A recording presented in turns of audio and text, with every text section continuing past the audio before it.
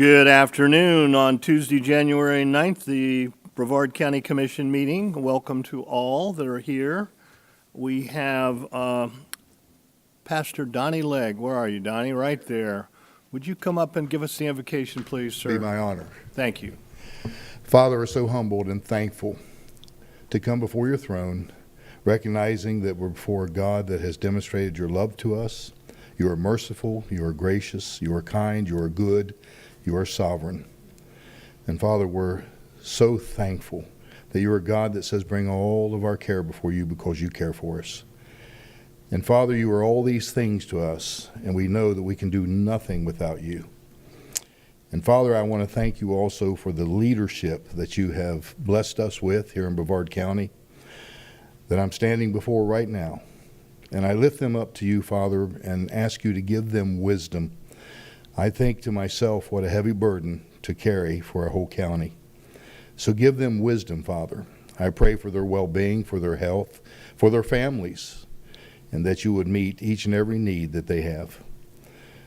Father, I pray for those who are in attendance to this meeting right now that, Father, we would all come in agreement that you would honor yourself here at this meeting, that it be held in conduct and order, and when it's all said and done, that you would be well pleased with how the conduct had resulted. And so, Father, again, we are eternally grateful for your demonstration of your love to us. We're thankful for those that you have given us in leadership. You tell us to pray for them, and rightfully so. And so we're thankful that we can come before them in a democracy that they have ears to hear. And so, Father, again, we give you the praise for it all. In Jesus' name I pray. Amen. Amen. Thank you. Thank you very much, Pastor. Normally I read a little spiel in the beginning, but I'll just tell you out loud. If you're here to speak on a subject, you need to fill out a card. So if you've not filled out a card, it looks like we've had some cards filled out, so we appreciate that. Kathy in the back will take care of you. Let's have the Pledge of Allegiance, please. Commissioner Pritchett, will you handle this, please? The United States of America, and to the republic for which it stands, one nation, under God, indivisible, with liberty and justice for all. Thank you. Okay, do I have a motion to approve the minutes from the last meeting, please? So moved. Second. There's a motion and a second. All in favor signify by saying aye. Aye. All opposed, nay. The motion carries. Now, we have a consent agenda, and I noticed that we have some cards on F1, so we're just going to go ahead and hear your thoughts and, oh, I'm sorry. I've goofed already. It's probably the low pressure from all the storms outside. We have a couple of resolutions real fast, if you don't mind, then we'll get to that. The first one is a resolution for recognizing the best foot forward. Vince Dyer, are you here tonight? Come on up, Vince. Just come on up here if you would. Oh, cool. You got a whole group. Yeah. All right. Best foot forward for pedestrian safety program is a countywide grassroots initiative to make walking safer by changing drivers' behavior, dynamic public education, measured by increasing driver yield, rates at marked crosswalks. And whereas Best Foot Forward is a regional coalition of civic leaders, public safety officials, engineers, transportation planners, educators, healthcare professionals, advocates, local business, and concerned citizens whose mission is to reduce pedestrian injury and death. And whereas BFF program complements Brevard County's comprehensive planning transportation element policy 3.7, Brevard County shall maintain and enforce land development regulations that improve the safety of motorists, pedestrians, and bicyclists in accordance with minimizing points of conflicts and identifying, evaluating, and mitigating potential traffic safety hazards within a traffic impact study. Whereas Brevard County intends to participate in this effort by educating drivers and pedestrians through established constituent communications to support high-visibility pedestrian enforcement actions and contribute to Brevard County goal of creating a safer and more lively, a livable community. Now, therefore, be it resolved by the Board of County Commissioners that support the principles and practice of Best Foot Forwards and joins with other cities and towns, counties, law enforcement office and regulations and agencies done and adopted here today. All in favor signify by saying aye. Aye. All opposed. Do you want a brief comment here? Just thank you for support. We've already selected the crosswalks here in Brevard, and we're already collecting data today. So we're excited to get started, and we really thank you for your support and for your time today. Yeah, thank you. Do we have a resolution here for this? Yes. Okay, let's go ahead and take a picture real fast. Excellent. Thank you, sir.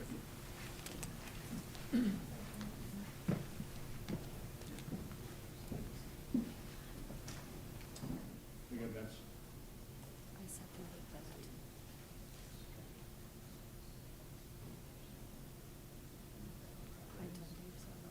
I'm just letting you know too. Thank you so much. So I'll have to go back. Congratulations. Thanks. Thanks for putting this forward the last meeting too.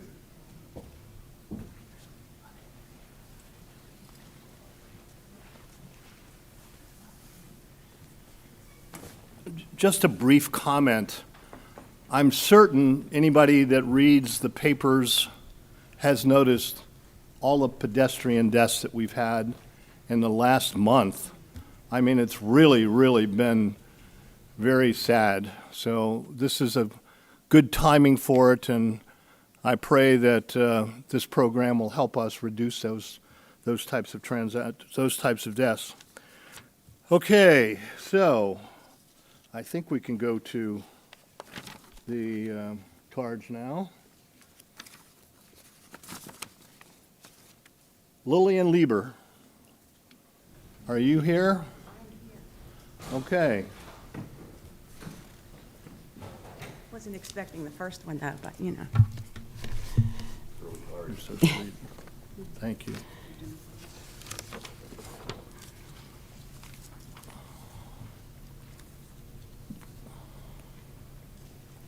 Go ahead, Lily. Wait, Oh, I'm trying to get this set up. Sorry.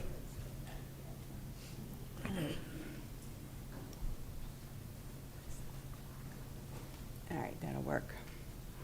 Okay, Commissioners, thank you for the opportunity to speak this evening. Like everyone else, I think at this meeting, I'm concerned about the encroachment and disruption of my quality of life that I love about living in, I'll call it West Cocoa or unincorporated Brevard County. I remember when Friday Road was pretty much the only paved street in this section, and this is why the horse farms, small ranches, and one-acre developments moved in. It was paradise to us. Close enough to the beaches and small enough areas, but far enough away from traffic, congestion, and crime.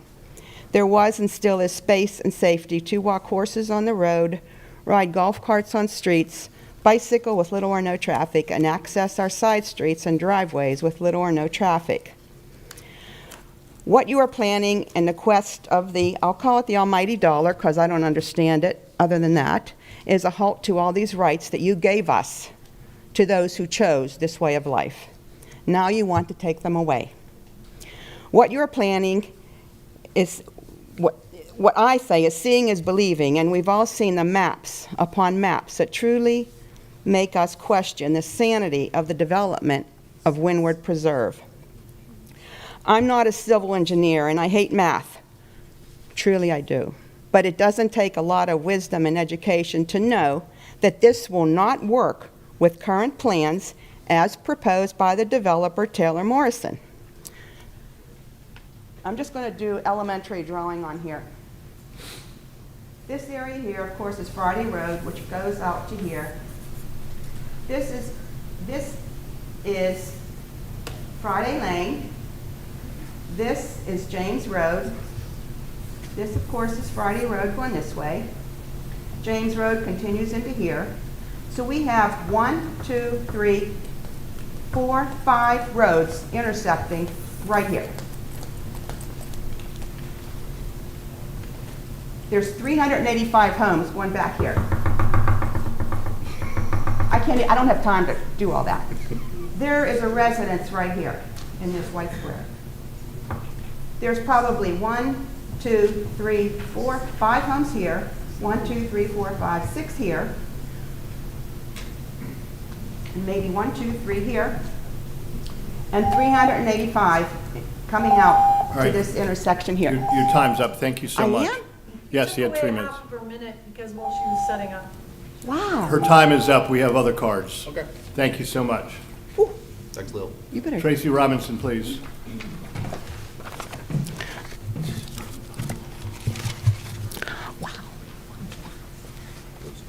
Good evening, Tracy. Good evening. My name is Tracy Robinson. I am a citizen of Brevard, and I live on Angelica Street in Canaveral Groves. Despite my attempts for about 2 years, I have been unable to receive information from District 1 about a major new neighborhood. I've been repeatedly told that this commission does not have any information, yet you have seemingly had enough information to vote on matters pertaining to this neighborhood and its impending impacts, including tonight's vote on the MSTU. COCO has created a special Lakes of Cocoa Grove Community Development District to govern and finance this new neighborhood located at I-95 and 528.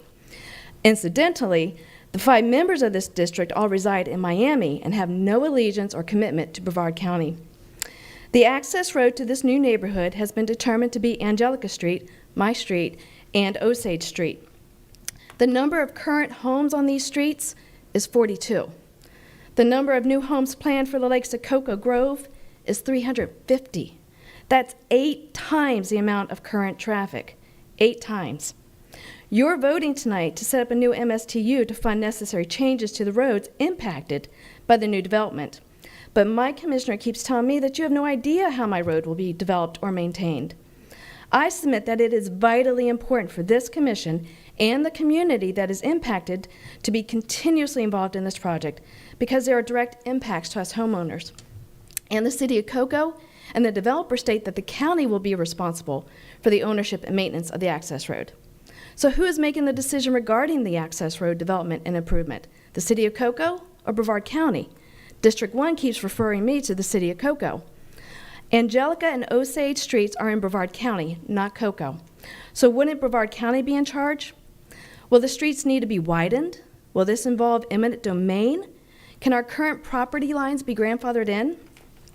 How will stormwater drainage occur? How will our existing structures, like our fences, be impacted? Can they be grandfathered in? Will speed bumps be installed to slow down the flow of 8 times the amount of traffic? Will a traffic light be installed at the new intersection of Angelica Street and Grissom Boulevard? What will be the name of this new combined street? Where are the public records for all the necessary studies like environmental and traffic flow? All of this matters to me and my neighbors because we are directly impacted by what happens to our road to accommodate this neighborhood and its 350 homes. I am disappointed with the non-answers I have been given, but I remain hopeful that this commission will do the right thing to represent me and my neighbors. And that starts with allowing us to be involved with the plans for the changes for our road. I am personally willing to help in any way in which I can. Let's put our best foot forward, and let's do the right thing for this community. Thank you very much. Appreciate it. No. Okay. We're going to stop that right now. There's not going to be any applause. Everybody's just going to have to sit back and agree with everybody's opinion. If you disagree, you're just going to have to sit back and be pleasant and meaningful and kind to everyone tonight. So I'm not going to tolerate any of this other stuff. So Katie Delaney, please.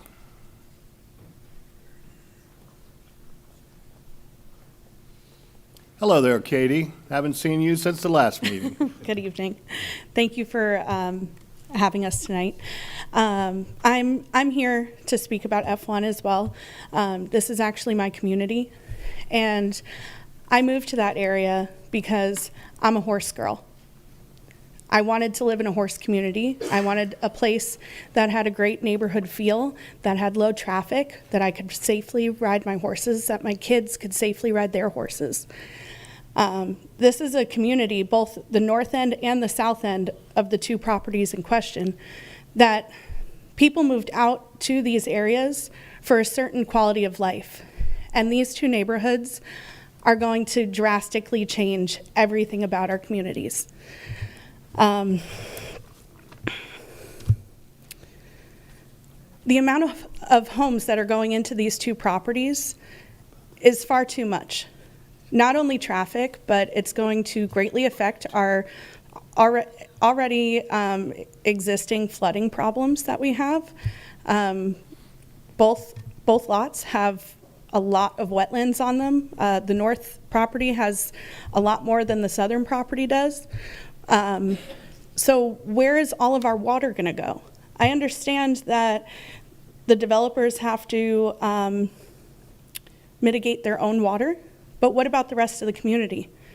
In Brevard, we see this all around the county, that we're doing all of this overdevelopment and not really thinking about the long-term effects, because that's why we're having so much flooding that we've never had before. I've lived here since 2000, and we never had flooding like that when I was growing up. And now all of a sudden, flooding is everywhere. And I believe it's because of all of the overdevelopment, and we're not doing the right things that we need to do to counteract that. As far as these roads go, in a perfect world, I would not like to see these properties be developed into these types of communities with so many homes. But if I had to pick the lesser of two evils, so to speak, I'm asking that the county commission builds the road behind Angelica Street, not through Angelica Street. From what I've read in the documentation that's been provided, you all are the ones who decide that. So this is your chance to show the community that you are for the people and not for the special interest groups. Thank you. Thank you very much. Tammy, is it Hoisington? Yes, it is. Come on up, Tammy.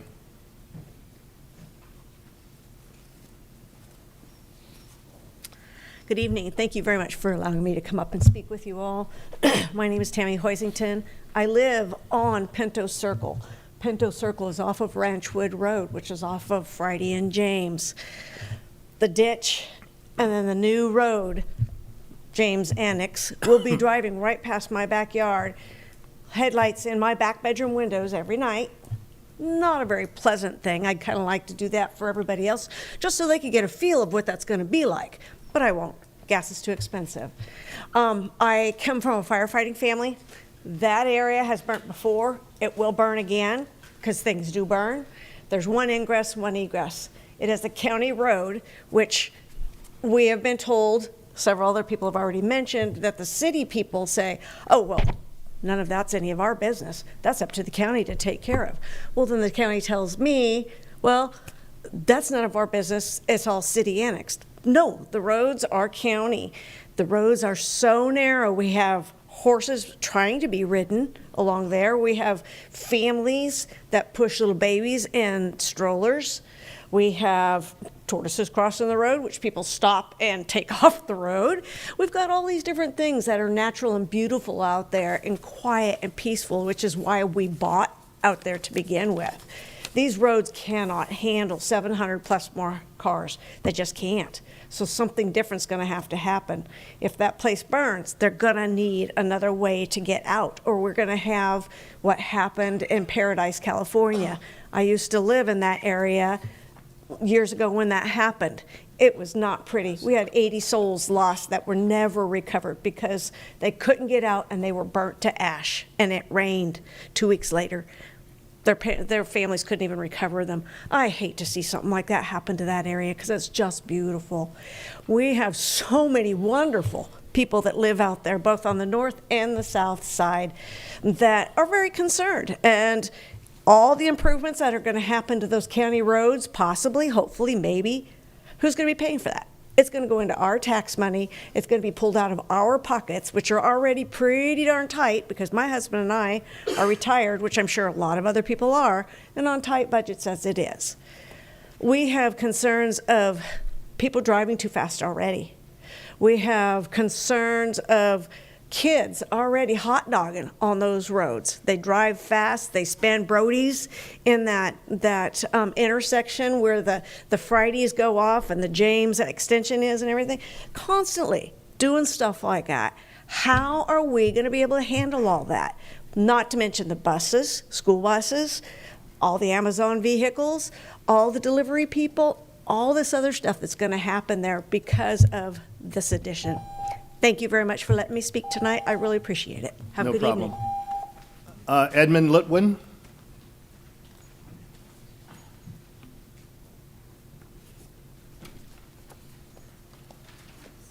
I would just like to say I'm supportive of the road going through Angelica or behind Angelica. That's fine, but living in that back area, I live on Breezy Point Lane, and if we have an emergency and the cops need to be there, or if the fire department needs to get there, it's an extra 5 miles to get from that area where I live just to go down to Canaveral Grove and get out to Grissom or go to Citrus.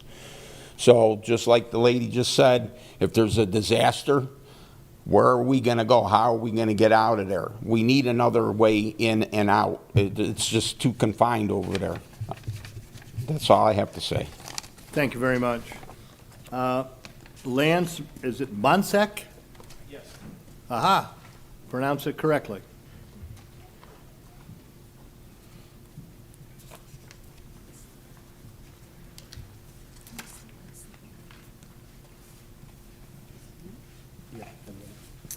Good evening. I just wanted to voice my concerns. I live on Angelica, like the majority of these folks here.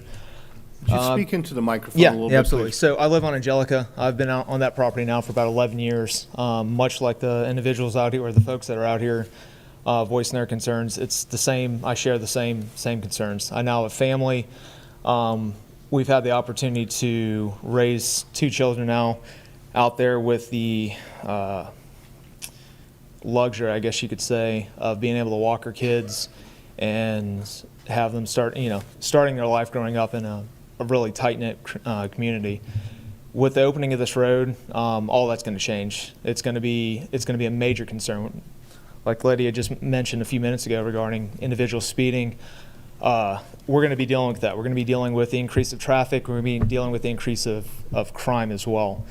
Vehicle burglars are going to go up because we're going to have an influx of new individuals that, whether they're from that area, whether they're passing through, when you start increasing the overall population of that general area, we're gonna start having some serious issues. Having been a deputy myself, like 2 gentlemen on the outside,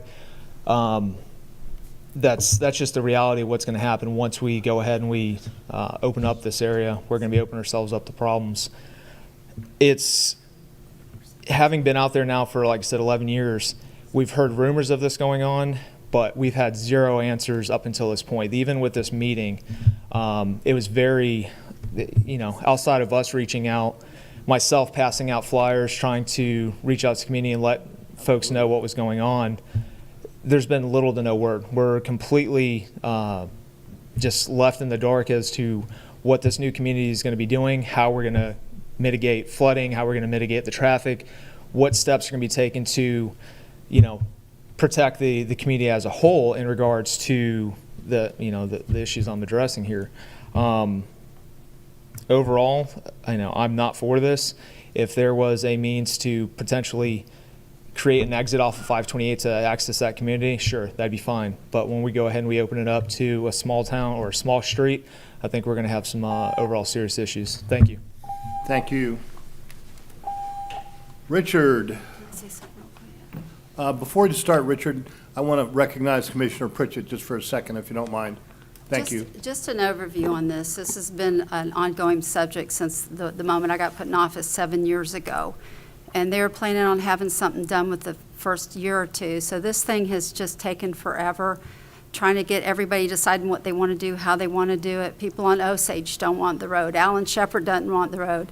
Angelica, if they live to where they're behind it, they don't want the road back there. So I don't know that there's even been anything definitely settled yet. I still haven't. Sandra, don't do that. I'm not a liar. So I just haven't heard anything definite yet. It looks like it could be going to Angelica right now. I don't know, but I'm still waiting for them to come back with data. Tonight is just getting it proposed so that they have to pay into the MSTU. Am I correct on that, John? Yes, ma'am. So they're going to put the subdivision in. They're high-end houses, property rights. They're allowed to do it. We tried not to have it leave the county, but it got put into the city of Cocoa a long time ago. The only thing we were left was the ability of trying to figure out how to have them have an exit. So we're still fighting, trying to get the best proposal we can. There's stormwater issues. There's so many problems with this whole thing. So I just want you guys to know that up front. And I have asked Brightline continually to meet with the neighbors. I think we've had a lot of people. I've talked to Sharon and a lot of people, and there's been a lot of meetings.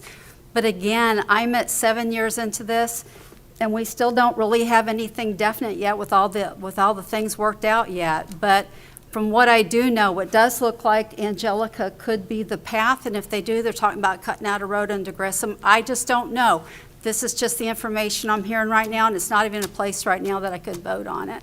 So I just wanted to mention that. Thank you. Richard, please. Thank you, Commissioner Pritchett. Rick Heffelfinger, 2000 Juniper Drive, Cocoa, wonderful District 1. I've been up here before. Does this on? Oh, the good old starting time? I was trying to give you a little bit of a, Yeah, oh, no, I know, but you still have to play. I know, I appreciate it. Move around game. Why is it- Oh, you mean the overhead, right. Yeah. Well, I think I have a solution. I don't like to bring problems. I like to bring solutions. I understand in 2004, the lawsuit. So we're 20 years into this. The lawsuit had a legal statement made that they have to do certain things or they're not allowed to, and they were laying that on the developers. Well, I think it stated that the developer was responsible to build all the improvements and pay for them, correct? Okay, so here you go. Here's what I would like to propose to them. Let's see. Here's my little part right here. I'm this guy over here, so I live over here on Juniper, so my road's right against Friday, and that's a problem for me. You see this? They got that property annexed because they have contiguous property, correct? So they annexed it. It belongs to the city. So all this gray crap belongs to the city. So what we need is the builder to do is give us access to the development out right along here somewhere on this line. We're going to build a road, and we're going to stay on the city's property, and we're going to come all the way down here, and we're going to link up with the apartment complex that's down here, right here. And that will be their designated, no speed bumps, fast access in and out, fire won't have a problem, police won't have a problem, and we will not get all the traffic on our roads. Now that's going to be expensive, but there's an agreement that says they're going to pay for the roads we need. Has anybody pitched that idea? Okay, don't answer. Okay, so the one about Grissom is, so this is still the city, right, this gray stuff? Let's make them put a road in like we're going to do, but don't go over here and mess with these people in Angelica. Come through here, this is all the city's property. They own it all, right? They have easement, they have right of way, and it'll feed this side. And you can make your little inputs here. You could even connect this road if you wanted to give them, you know, that'll I don't know. Hey, connect this right here. And those people would then have their rapid access to the services, right? So when a fire truck wants to come in, all these guys down here, now they got access right there instead of having to go all the way up there. That sounds win-win to me. That's all I'm saying. I don't want to bring problems, but I believe that legally, that builder is responsible, and if you guys propose that that's what it takes to properly manage this traffic problem, then I think they got to build it, right? Or it's a place to talk. We can start talking there, right? That's all I'm trying to do. And I think that's great because, you know, I wouldn't even be hard over about, well, okay, I'll give him an access here onto my Friday road if I have to as another way out. But I think most people would say, wow, I'm not going that way. That's the slow way. You got to go on Friday Road. You got to deal with this whole intersection down here at 524. I don't want to do that. I'll take the high-speed way out, jump onto 524, head myself down to 95. That's all I'm doing, right? And it's great because I know that if you put, right now the stipulation says they got to put traffic calming on James. That's traffic calmed, that's traffic calmed, that's traffic calmed. So if you're leaving here and you can't take this new road, where are you going? Right down Rick's backyard. That sucks. Thank you. Thank you, Richard. Rick, will you give me your piece of paper? I couldn't see it well. Thank you. That's right in the interlocal. Thank you. Sandra Sullivan.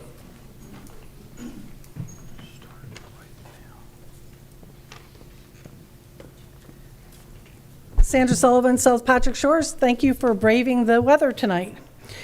So in May of 2023, we had an agenda item that put the access, Commissioner Pritchett, put the access off of Grissom Road onto Angelica Road. And that was approved unanimously about all of you guys.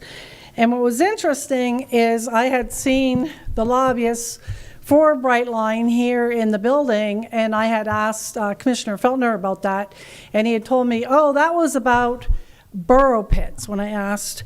And then so I missed when I saw the lobbyists here at that meeting, sitting in here in the audience, then I knew I missed something. And I went back, and then I was able to dig into and see what was really at play here. And so I find it interesting, reading what Commissioner Pritchett said on that meeting, that she has been working on this project like 7 months into her office, yada, yada, yada. So the issue here is that I believe there's a breach of contract, because in response to the 2004 lawsuit, which the county lost, there was a court-ordered stipulated agreement. And part of that agreement was these developers would pay MSTU, and they haven't. So the reason that we have this agreement today, because I contacted Clerk of Courts for records requests, there's no previous interlocal agreement for paying MSTU. When I checked the tax records, these developers have not paid these MSTU taxes in 16 years. So that's a breach of contract as far as what I see, but I'm not an attorney. Maybe Mr. Morris Richardson could comment on that. So page 4 of the stipulated agreement, which you guys were kind enough not to upload, despite me writing our county manager to include the stipulated agreement in the agenda item. It says the county shall have the option of choosing which access shall be acceptable, and that the developers agree to pay all of the costs for the development of these roads.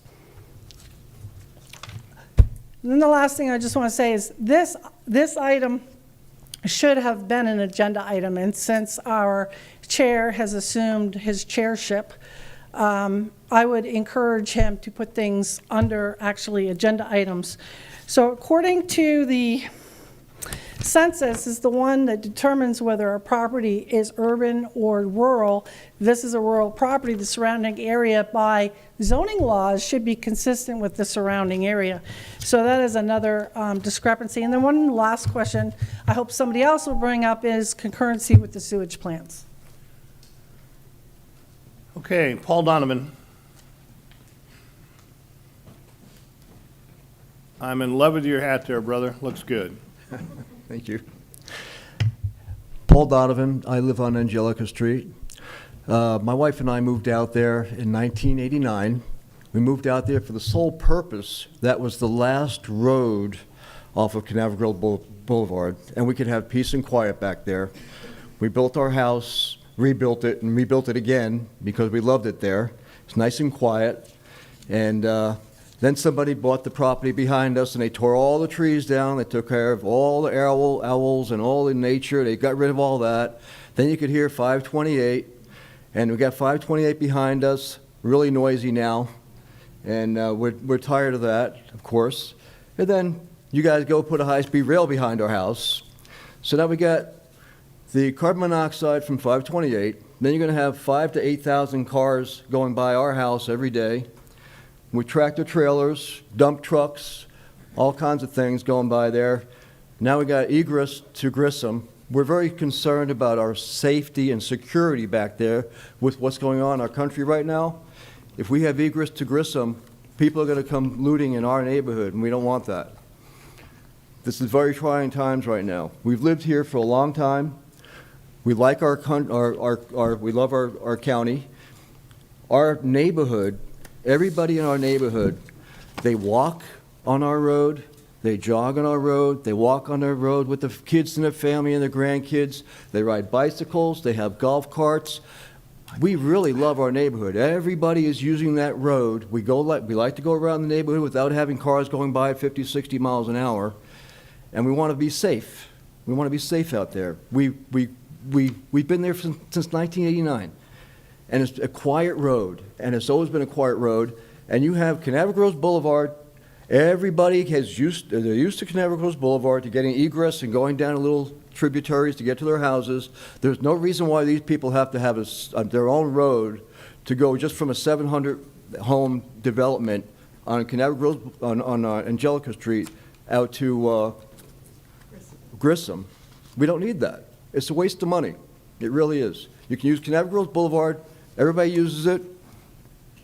And we don't need it on our street. This is a quiet street, and we got a great neighborhood, and it's really a sad thing that it's being encroached on us. I know we can't do much about it, but thank you. Thank you very much. We have one more card on consent item number 3. Sandra Sullivan? Well, no, I've gone through all the consent other than consent card for item 3 on the lease. Sandra Sullivan, South Patrick Shores. So this is regarding the FDEP lease at the municipal building in District 2. So the amount of, picking up the garbage in the office, I think was something like $20 in there. You're not really charging them any rent. You're just charging them for electricity.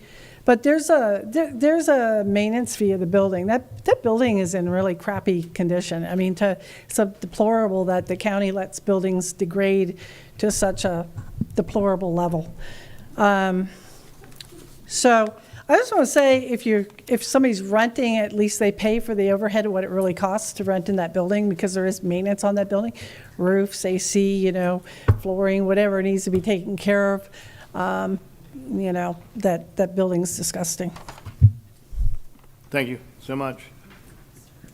Okay, there's no more cards on the consent agenda. Does the commission have any comments or questions on the consent agenda? If not, I'll take a motion. There's a motion to approve by Commissioner Pritchett for the consent agenda. Is there a second? Second. Any discussion? All in favor signify by saying aye. Aye. All opposed, nay. Motion carries. Okay, we're going into public hearings, which is a petition to vacate on G1, the public utility and drainage easement at 4283 Turtle Mound Road, Windover Farms of Melbourne, P.U.D, Phase 5, Unit 2, Plat Book 37, page 98-100, Melbourne, by Ronald M. Rubin. Who's going to handle this? Mark, is that you?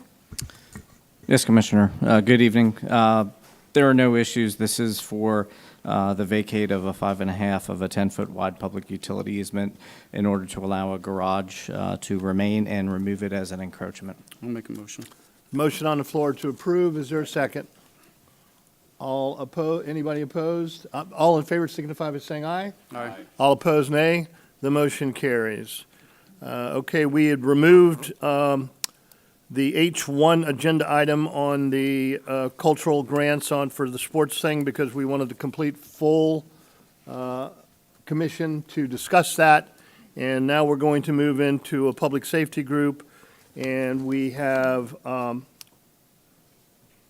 okay, thank you. Is this on this coming up? I won. Okay, all right. Thank you. We need a board approval to authorize to accept a donation from Ron John Surf Shop Lifeguard Equipment Storage Facility and adopt a resolution of recognition. So let's just take before I do this, I want to go ahead and let the comments take place, I would suppose. So, once again, Richard, you have comments in regards to this? Okay. Again, Rick, couple fingers, 2002, Brevard, wonderful District 1. I appreciate phone calls. This was tried to explain to me, and I don't have a problem with that, but there are some people that have read some stuff into this. People that had a problem with the county paying for lifeguards, now they see a facility to help the lifeguards, and it's a donation, great. Love it when somebody else picks up the tab. So I don't care, but is it going to lead to other things? But hey, I'm for lifeguards too, but I asked the question, is Ron John's going to use it as a free advertising? And I don't even care if they do that, right? They do something for us, we do something for them. This is the new me for 2024. We all should get along, right? I just wonder if you're entrenching or if potentially in the future we don't designate it as, hey, it's got to be for safety, that Ron John's is, I think somebody said that, well, they could rent surfboards out of there. Who knows what that turns into? I don't expect an answer, but that question will come up, I'm sure. So I just wanted to say I appreciated some people reaching out, and that's all I had. Thank you. I do have a comment, so, and Richard, I appreciate it very much, but I'll tell you what, I don't know where these black helicopters come from. We have a business in Brevard County that knows there's public safety issues, and we have had them come to us and say, and they, actually, right now, I'm just gonna go ahead and try to get this done, because we had, with the cultural grants program in the beginning, had to do away with the cultural grants program to go into the lifeguard issue. We then got into a whole big situation with lifeguards and that whole facility thing. And in addition to that, there's another issue that'll be coming up at some point in time called Ground Zero. But I can tell you that Ron Johns came to me and said, what do you need to make our beaches safe? No caveat that they want to use it, nothing of that nature. And I'm going to tell you that I'm going to give credit right now to where credit's due to Isan Wisher, who's one of, Isan, you here tonight? There you go. Isan is the guy that worked out with Jacqueline Young from Endless Foundation when Jacqueline said to Isan in a meeting on Ground Zero, what do you need to help us? And Isan said, what we really need is we need a storage facility for lifeguard equipment. So that man right there, who's the head lifeguard, made a suggestion to Jacqueline Youngs from Endless Summer, who works for Ron Johns. Jacqueline then went the next day to Ron Demena and said, boss, we got a problem over on the beach, no strings attached or anything of this nature. Will you donate $80,000 to build a 30 by 30 foot storm storage place for the lifeguards? Dementa said yes. And let me tell you something. You can run all the black helicopters you want. You can say whatever you want to say. But when a good business comes into this community and offers to give us $80,000, I think this commission's probably going to take it. And if you want to be snotty enough, not you, Richard, if anybody wants to make, okay, that's fine, Senator, we'll get to you later.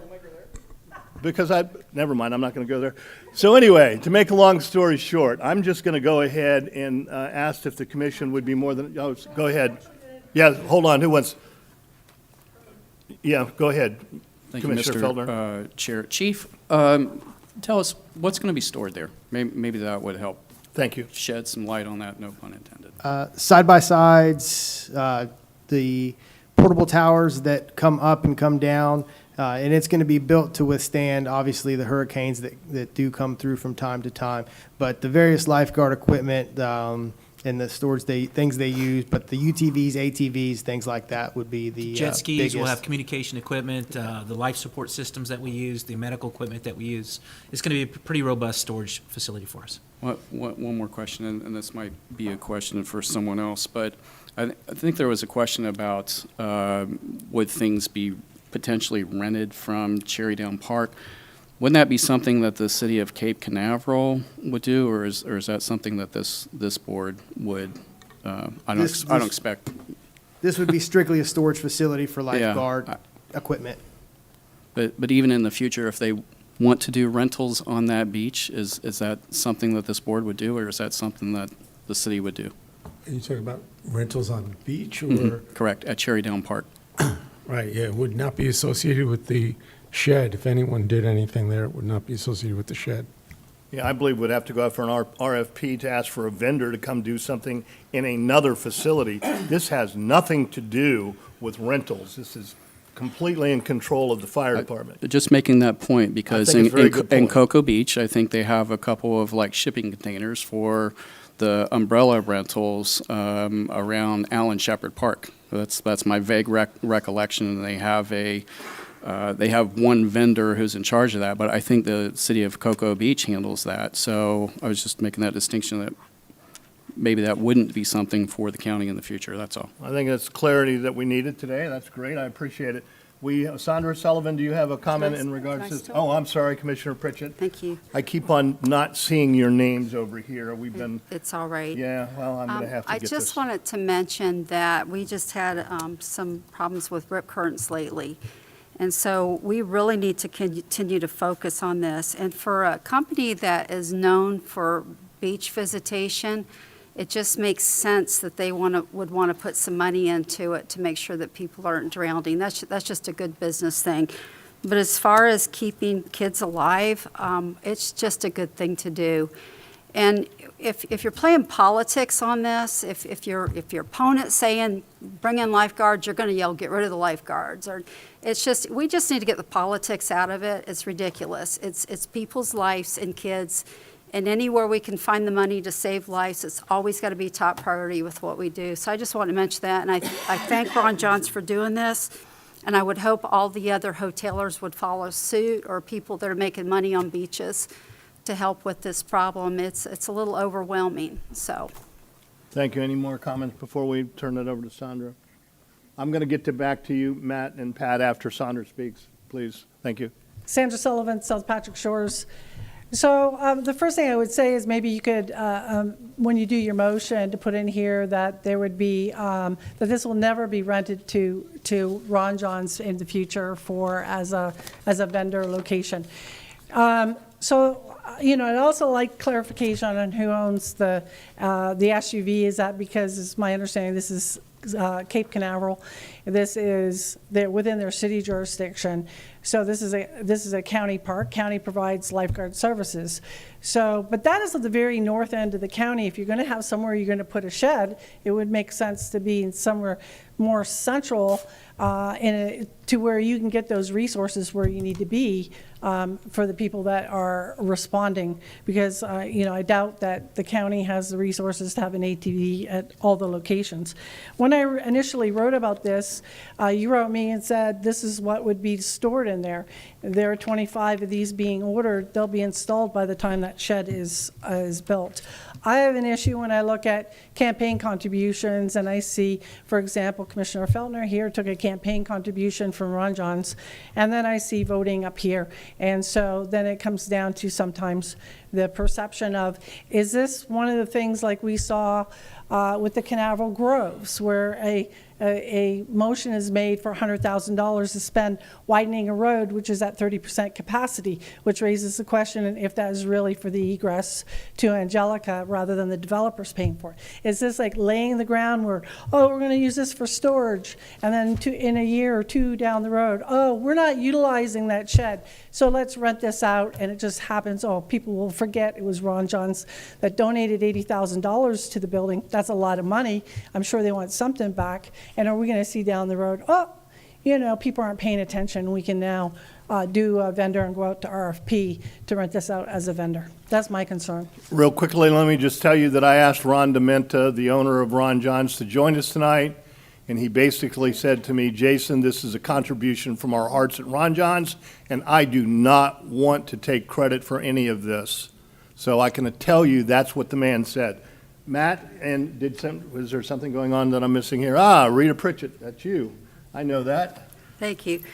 Just wanted to make a quick comment that for Grissom Road, because I saw that email come in, it's actually 1.2 million. And again, this started a long time ago. The capacity's getting shortened. We're working on feasibility studies. My guess is we're going to have to expand that road. I'm so glad you don't run District 1. We're going to have to expand, and I don't know which office you're getting ready to run for, but something's coming soon, I can tell, because it's so political up here. Rick? Okay, Richard, you're not going to start, okay? There's not going to be any of that. You I'm should sorry, watch sir. the theatrics right now, and I should ignore it. I really should. But we get near political season, and people just, instead of communicate, they just accuse. There's so much suspicion. Richard, you're welcome to call me anytime. I enjoy talking to you. I'll give you all the information I've got at any time. I don't mind doing that. But I just wanted to make that comment that everybody up here, we live in this community, and we're working just to try to take care of our community, do the best we can with what we've been doing. You learn some things on learning curves when you've been doing this, what you can and can't do. And the main thing is to try to do your best with causing no harm. Somebody's always going to be affected. You walk in a room, half the people are going to think too cold, too hot. You've just got to figure out the best you can, and hopefully you're supporting the majority of the voters that are in. So I just wanted to mention that, because I'm not going to comment on this again, but I'm really getting exhausted with somebody who's suspicious with every single thing going on. And please don't believe everything you read. Research it or call your commissioner and ask questions. I think that would help a little bit more. Let's get back on track on where we were. I appreciate your comments. I know you wanted to clear that up, and thank you. So we have spent literally hours and hours and hours and hours with Matt and Pat and the fire department, and the lifeguards, and everybody else in the world trying to get a very safe beach. So this has led up to this contribution tonight, and I'll let Matt and Pat explain it to you and what will be happening after that with the Ground Zero thing. Just for your information, we're not buying 25 Ground Zero things. Endless Summer is giving us, what is it? How many are they going to give us? 41. 41. 41 to be placed at every ingress and egress around. So it's a major, major thing. That's not the issue tonight. We'll come back to that on another thing. Let's just try to get this done. Pat, go ahead. Chief. So thank you very much for all of your support, and as we move this forward in supporting the beaches and keeping them safe. Okay. Matt.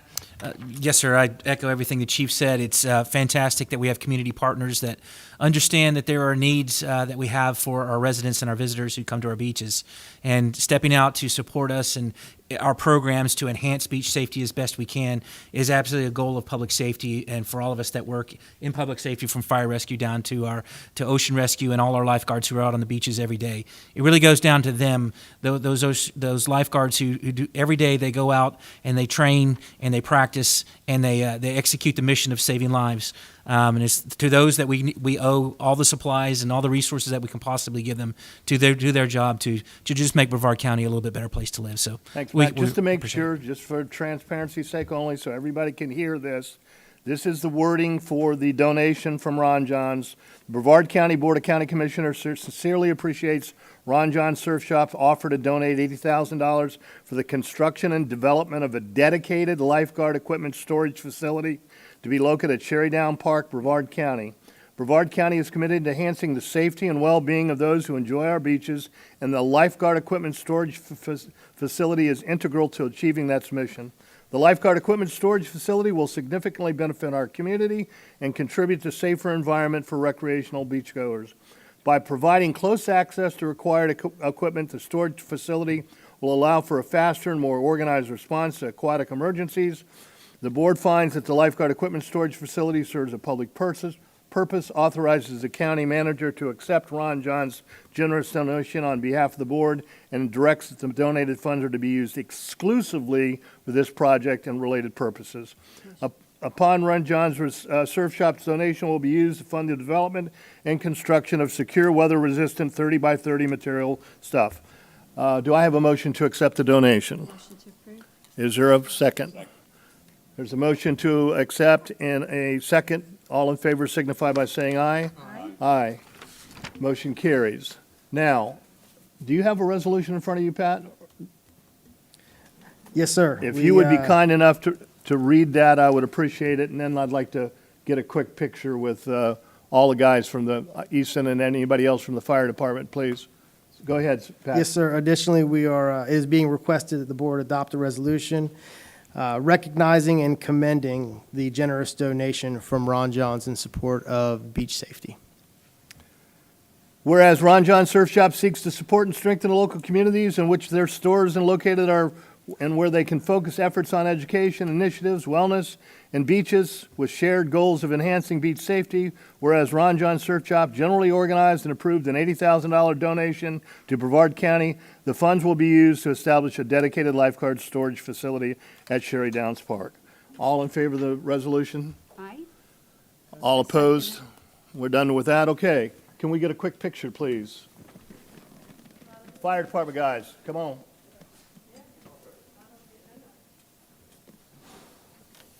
Pardon me, Miss Sullivan.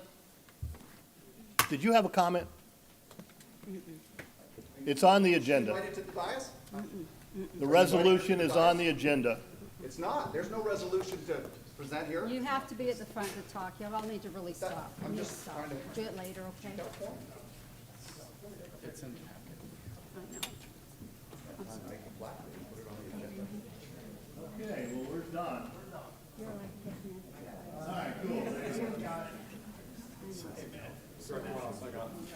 You got me in? I got it.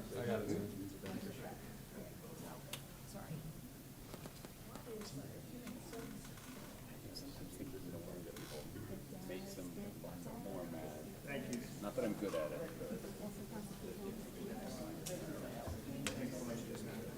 Thanks, guys. Hey, thank you very much. Thank you for your service. It was originally on the original agenda. Did the, pardon me?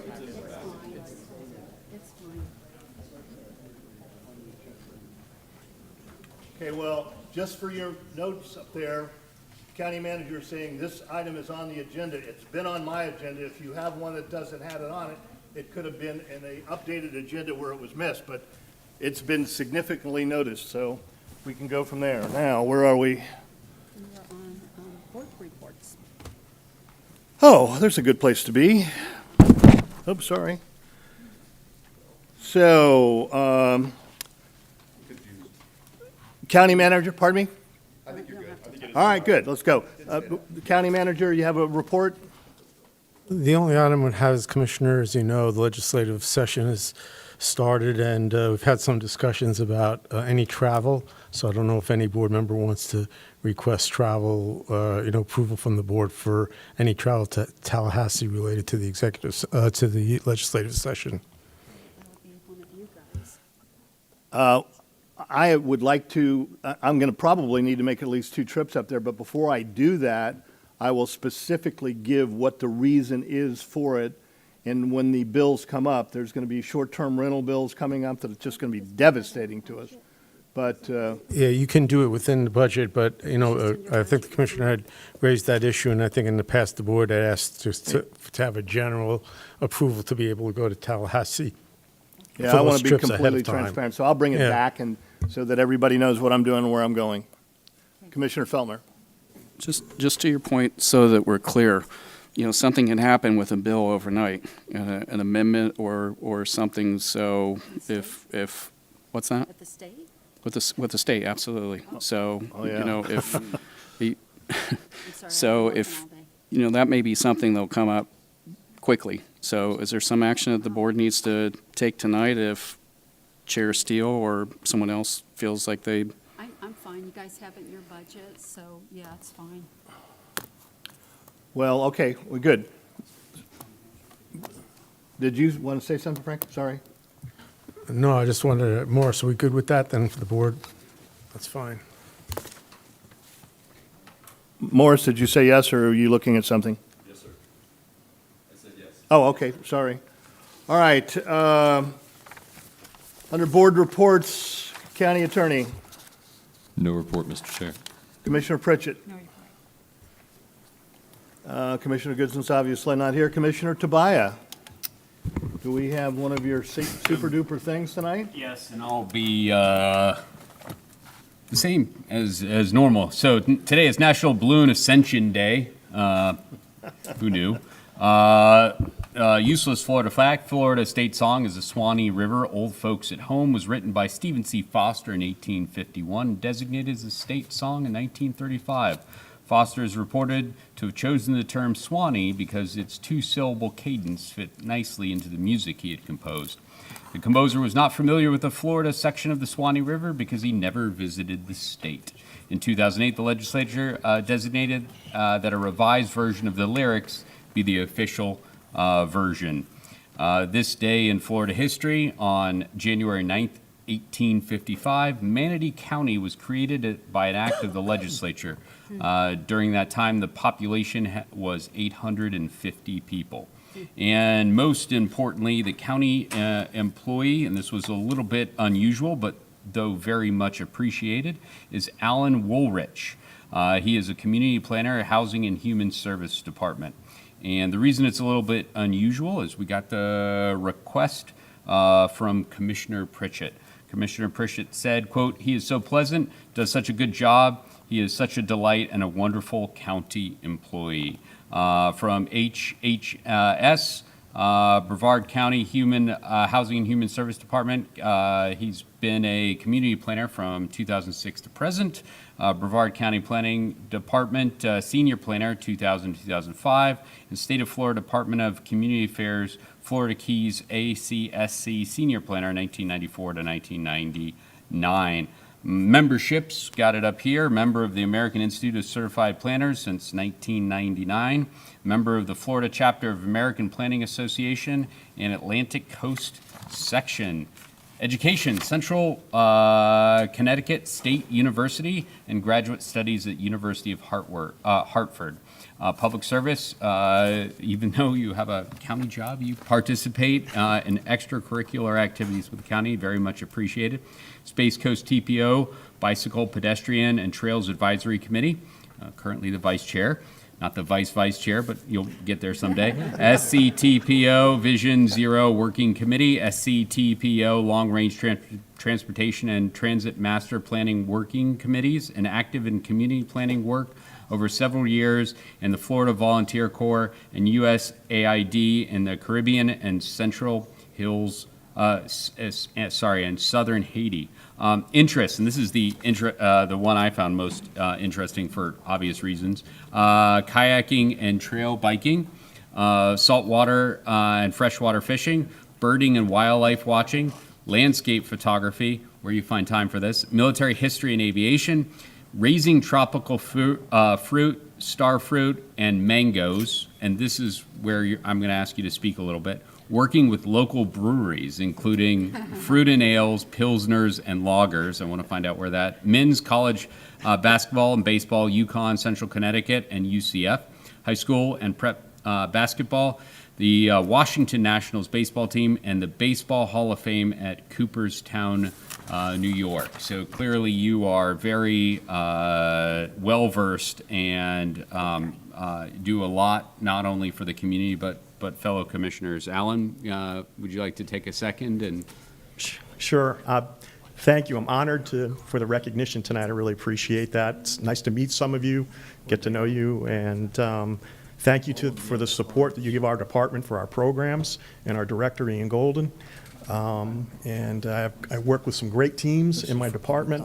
As you know, we do many different things, and our partnerships with our other departments and agencies, throughout the county, because we can't get things done by ourselves. So really appreciate that recognition. I've been here for quite a while, and I anticipate I'm being around to help you do some more things with our programs, affordable housing, transportation, obviously, and infrastructure things, especially working with our older neighborhoods. So it's nice to be here, and thanks for the recognition. Appreciate it. you didn't answer the one question, Alan. Your fruit goes to which local breweries, out of curiosity? Well, I've had a pretty long, Intracoastal Brewing in Melbourne, O'Galley. They're in their 10th anniversary. I've known their brewmaster. I worked with their brewmaster even before he became the brewmaster, and we had a professional event there, and we started talking, and I said, well, I grow fruit. Are you interested? And he said, absolutely. When your harvest is ready, bring it in. So Intracoastal, before they expanded, they did ales at first, so did some starfruit ales and starfruit pilsner, and lagers have followed. And then I've also worked with Beachfly Brewing over in Rockledge on doing a few brewing opportunities with them. So mostly the starfruit. It's very subtle, but it's been very popular. But it's nice working with new entrepreneurs and developing businesses. Those are type of things I enjoy. But plus, I get to see the fruits of my labor, and others really appreciate it. So that's my involvement with that. But it's pretty rewarding. It's a good hobby to have. Alan, thank you. Thank Sure. you so much for all you do. All right, thank you. Appreciate it. Thank you. Commissioner Felter, do you have a report? I have no report, sir. Okay, I have no report, and I guess we're now going to public comments. Charles, where you be, young man?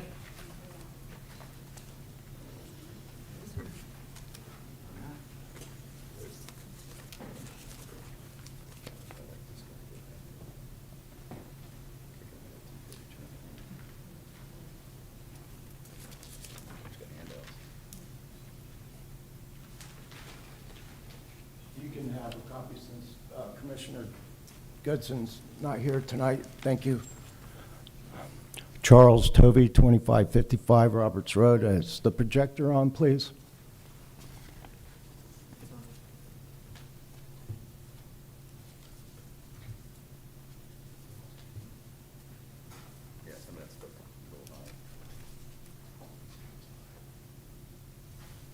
Thank you. I appreciate it. I see. Yeah, it does. It turns and it goes the wrong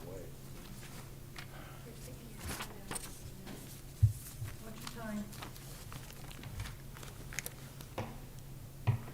Charles Tovey, 2555 Roberts Road. Because the card was on public comment, and Robert's rules say that public comment is the germane duty of the board, and it is very important. And if I was commissioner, I'd welcome anybody, and I want to hear what all sides have to say. And I'm a disciple of God, Jesus Christ, my Savior. I've done several programs and other things, which I don't include, but I'm a weirdo, not usual. Taxpayers going to pay if I win. Why don't I come to meetings? Because I can't risk to come here, and I have to come here at night because they go through on my house every time I leave, and then Sheriff Ivey's men let them do it. I have to fix the way it was, or I can't do it. This is what Tom Sullivan said. So that I bought the place to modify it and have a home and life and liberty and a pursuit of happiness, wife and kids, but that didn't happen. Still, arson, the same night of the arson, my neighbor, oh, the criminal always goes back. Sure enough, 12 o'clock, and I should have said, I stopped him yelling, and it's still smoking, and excuse me again.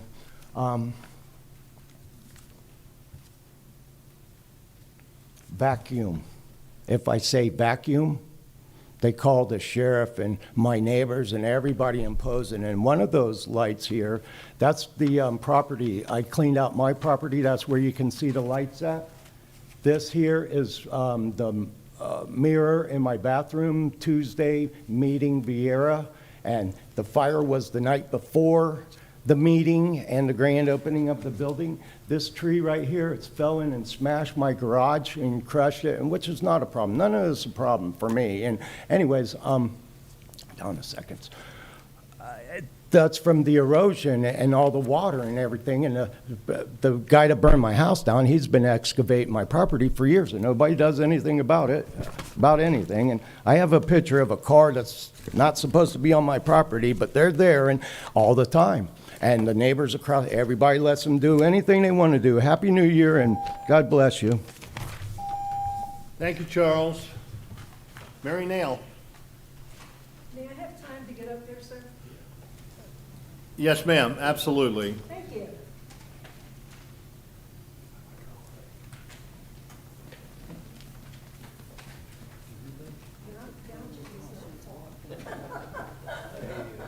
You're good. Yeah, thank you. Okay, Eric? Oh, yes, sir. Okay, good. Thank you, You're welcome. Chairman Steele.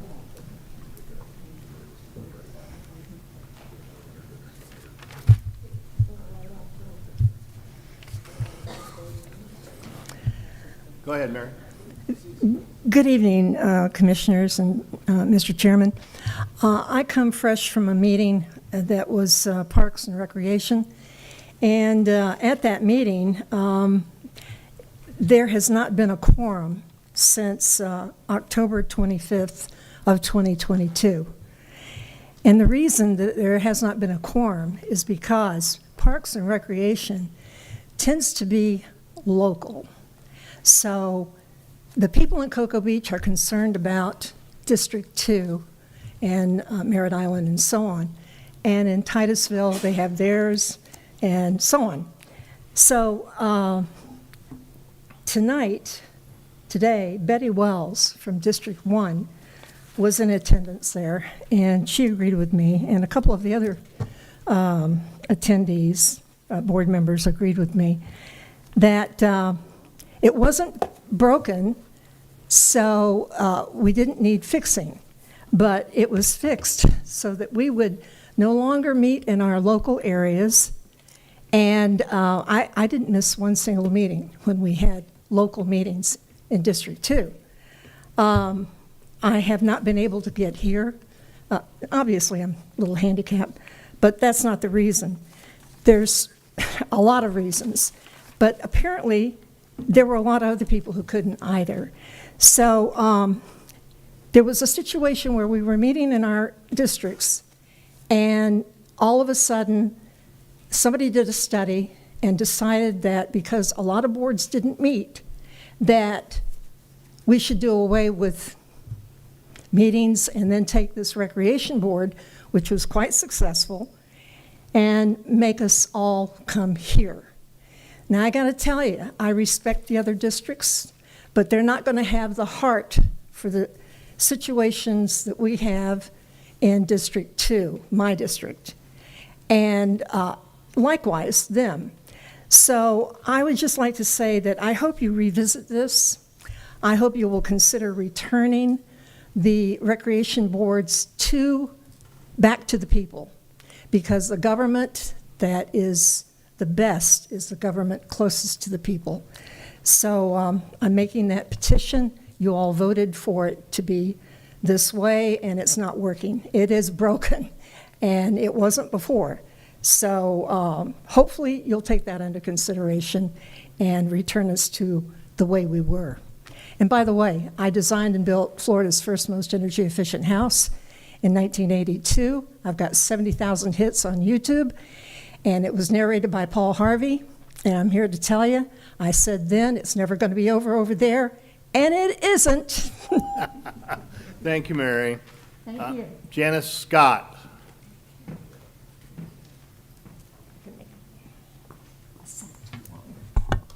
Good evening, Commissioners. Yes, Janice Scott, and I also am from Cocoa Beach, just like Mary Nail. It's 25 miles to get here to this government center to meet about our parks and recreation in District 2. Malabar doesn't know. I've talked with some of the people there. They don't know anything about the beaches, and West Cocoa Recreation less. Now, District 1, they do have federal parks up there taking care of their beach, so hey, that's a whole different subject. But I'm here tonight, public comment. I made this pitch also to the Parks Committee tonight, that I would like you all to look at Florida Statute 161.01 that addresses funding for Florida beaches through tourism money. Basically, Florida Department of Environmental Protection has issued some new legislation also, but in their beach renourishment section, they talk about redesignating beaches that have more than 100 parking spaces as premium beaches. That money would pay for the services they're getting at those bigger parks. So I would like to suggest that Lori Wilson, Pelican, Spessard Holland, and Canova be given those designations. I'm not all for giving these county parks to the municipalities because over time they do different things, have a different way of looking at things. But I'm also opposed to getting charged as a municipal resident. I pay county taxes as well. So I'm paying county taxes, then they want Cocoa Beach. I know Commissioner Goodson and I have had several chats about this, for us to pay for lifeguards in Cocoa Beach. Now, I'm for public safety, but many of these drownings, if you look at the statistics, are after 5 o'clock in the afternoon when the lifeguards are off duty. So unless you're going to provide 24/7 coverage of the beaches, that would be a problem. However, back to the premium beaches, Brevard could charge $75 for an annual pass from anyone in the county, just like Collier County and Naples City have done that. And then everybody can come to those beaches wherever you're from, and you can pay for the services. Right now, Lori Wilson, TripAdvisor, says it's the best free bargain in the state of Florida. Why are we paying for those people to come there? The local residents can't get in there after 8 o'clock in the morning on a good weekend. Also, I just wanted to make one last recommendation for you all to look at Spa Park again down there in South Patrick Shores, the old Lums Beach. Now, I'm a victim of that predatory towing that went on during Mary Boleyn's tenure, And I'm not very happy about that, but I think it's a good time to renegotiate with that man. Thank you. Thank you very much for your comments, Janice. Richard. Me again. The calm Richard. The new In Richard. 2024. There you go. Rick Heffelfinger, 2000 Juniper, wonderful District 1. I used, on my comment card, I said, this is my review. I'm a little disappointed that you guys approved the interlocal, because when we put that different road in, you're going to have to amend it to include the new road. Or no, you won't. That's going to be a city road. You won't have to do that. Are we going to pursue, we need an interlocal. I do not dispute that, because that's the way that we get paid for the extra traffic on our roads. If we don't have any, we could tell the city of Cocoa, hey, you don't owe us anything because you're not driving on our roads. I don't know. Let's talk. I haven't seen anybody talk. I don't know who's made agreements. I don't know who approved the traffic calming on James. Do you just decide to do that? Who's paying for that? I think the developer's paying for that, right? Everybody shake their head yes. Say the developer's paying for that, yes, yes, no problem. Who paid for the turn lane at the end of Friday Road? And I'm not complaining. I understand it was about $400,000. We got a turn lane. Now, I would hope that the Flying J paid for that, or the guy that's building the storage facility there. I hope they paid for that road. I hope that wasn't everybody else's tax money, right? They impacted us, they pay. That's the way it's supposed to work, right? That's all we're saying. Now, we may have to deal with this Friday Road traffic, and that's fine. I think we should just tunnel underneath, put it underground driving, and we'll not have the traffic problem. We'll all drive our carts on that. Let's talk about that. If they're paying, why not? That's the answer. I think a lot of people in my community would say, absolutely right, we want a subway, and we're going to have that as a cart path. I mean, that's insanity, right? That's black helicopter talk. No, it's not. It's, we'll let them do their thing. I have nothing against the city of Cocoa. They need revenue. That place needs some decent tax-paying people in there. But they can't ruin my life.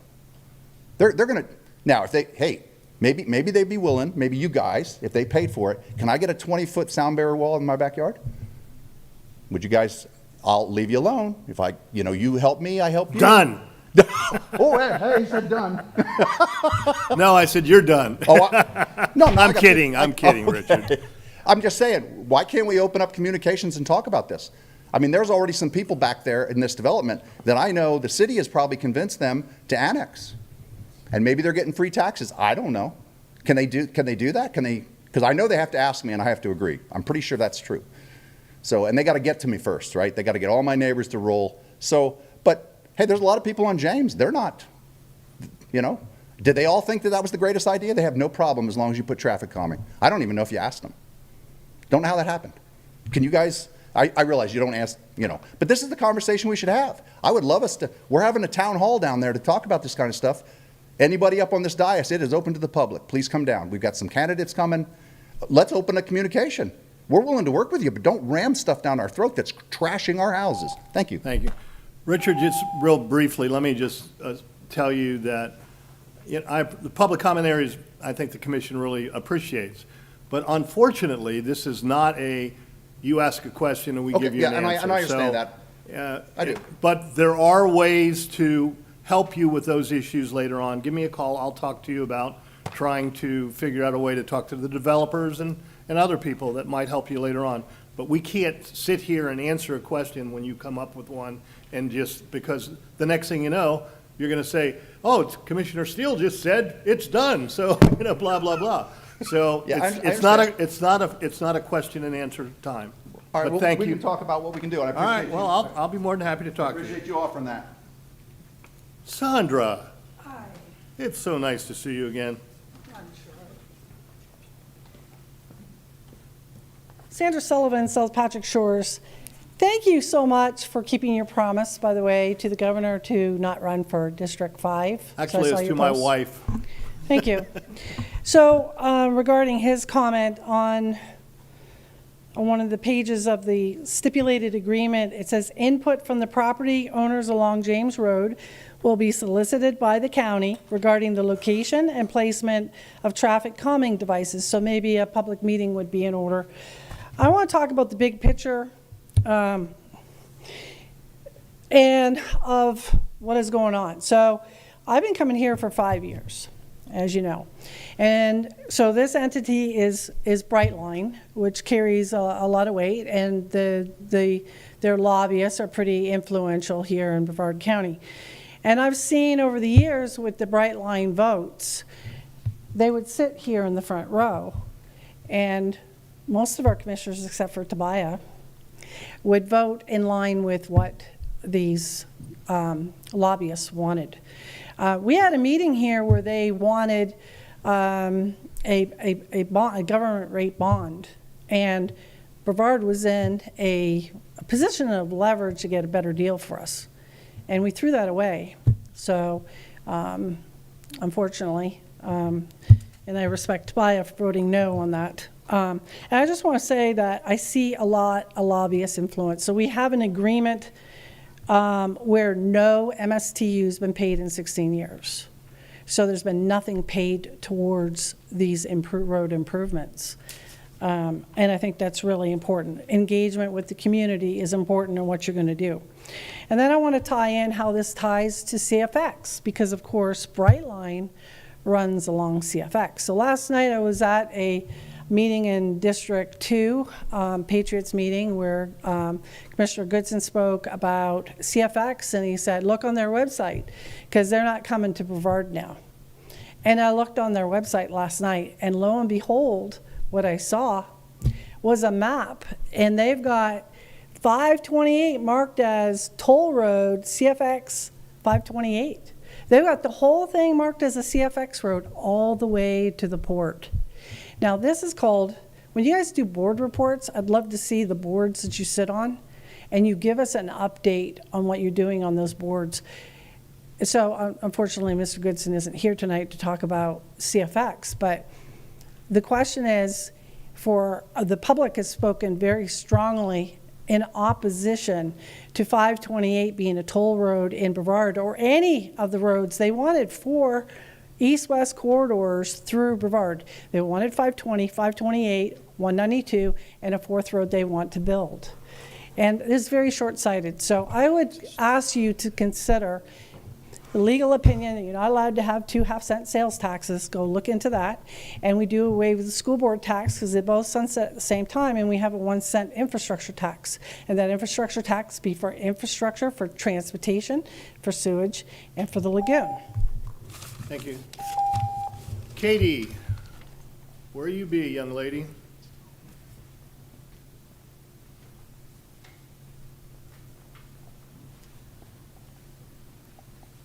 Thank you.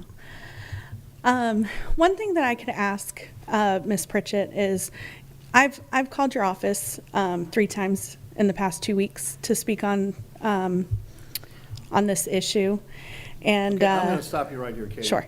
I just told Richard that this was not a question and answer situation. If you have a public comment that you'd like to make, that's fine. Sure. But we're not going to get into, well, I want an answer from you on this. So I apologize to you, but you're just going to have to make your comments. That's okay. Without questions. That's okay. It's not really a question. It's just a statement to please go ahead. Give us a call back, just so that we can communicate with our commissioners. That would be really great. This is a very important issue in my community. I live there. Again, I have animals, I have kids. My community, they all have this same type of lifestyle that I have. And we moved here for that reason. And we don't have an emergency services issue like the property south of 528, because we have an awesome Brevard County Fire Department right in Canaveral Groves. Who they do a phenomenal job. And so we don't have an issue for emergency services. We don't have a lot of crime in our neighborhood because we don't have access out to the main roads. Just like one of the previous speakers showed on the map, there are other options than cutting straight through Angelica.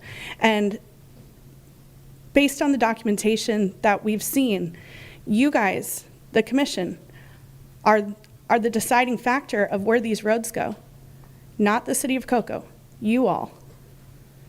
So what I'm asking is that you guys do what is in the best interest of the people and not these developers. They can develop their land all they want. That's fine. That's their property rights. But we have property rights as well. We have a quality of life that we should be able to hold. Nobody is opposed to development. We understand that to move forward in our future, we need homes for people to live in. But we need to have responsible development. And it is not responsible to have 700 to 800 vehicles cut straight through a rural road. This isn't, according to the census, we are a rural community. So I'm asking you to please keep that in consideration when you guys are the ones with the deciding vote on where these roads are. Please don't destroy our way of life. Thank you. Thank you very much. There are no more cards. Any more comments from the commission? If not, I will accept the motion to adjourn. I'll make a motion. Okay. Second. Motion to adjourn, a second. All in favor signify by saying aye. Aye. All opposed, nay. The meeting is finished. Thank you so much. The opinions expressed by any member of the public during any period of public comment do not necessarily reflect the views or opinions of the Board of County Commissioners of Brevard County, Florida, Space Coast Government Television, or the program sponsor, and are solely those of the presenter. The Board of County Commissioners of Brevard County, Florida, Space Coast Government Television, and the program sponsor hereby expressly disclaim any and all responsibility or liability for any defamatory or slanderous statements expressed by any member of the public during any such period.